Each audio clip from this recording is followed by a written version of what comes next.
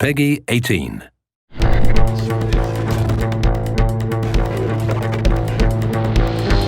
Frostbite's been in development since 2006, and there's always been a roadmap and a plan for Gen 4 and beyond. So I like to think of Frostbite as an evolutionary process, and Frostbite 3 is the next step in that evolution.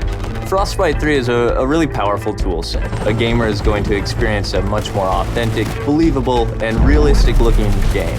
We have one unified program where you can create content that will run on everything from an iPhone to a next-gen console. And now it's really coming online and enabling the game designers to do way more than they've ever been able to do before.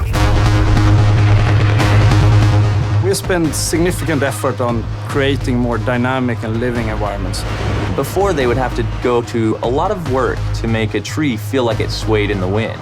Now we give them the tools to create the tree, and we let the game engine control how the wind affects that tree. Frostbite allows everything to work together. The waves on the beach, the wind blowing the whitecaps, even the clouds overhead all move consistently with the forces of nature. You might see an explosion go off, you'll see the trees nearby shake from the explosion. It's sort of subtle, but it creates this sense of seamless reality. So the large world coupled with a lot of people running around interacting with you really pays off in Battlefield 4.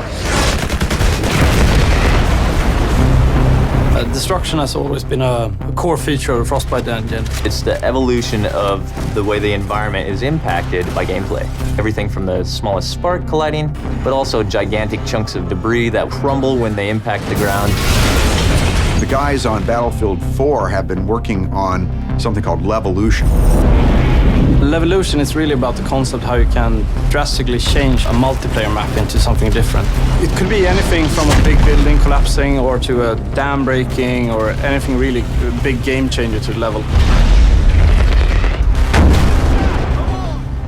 A recent feature that we've put in, and you'll see in Battlefield 4, is our networked water simulation. So what this means is all players will see the same wave in the same position at the same time. And this leads to some pretty exciting cat and mouse type of gameplay where you're ducking down and going up and you can kind of peek around as you drive in your boat. It will no longer swim on a flat surface. Instead, it will be affected by the different waves and everything. And that comes to everything from living characters that are swimming, but also to the ragdolls.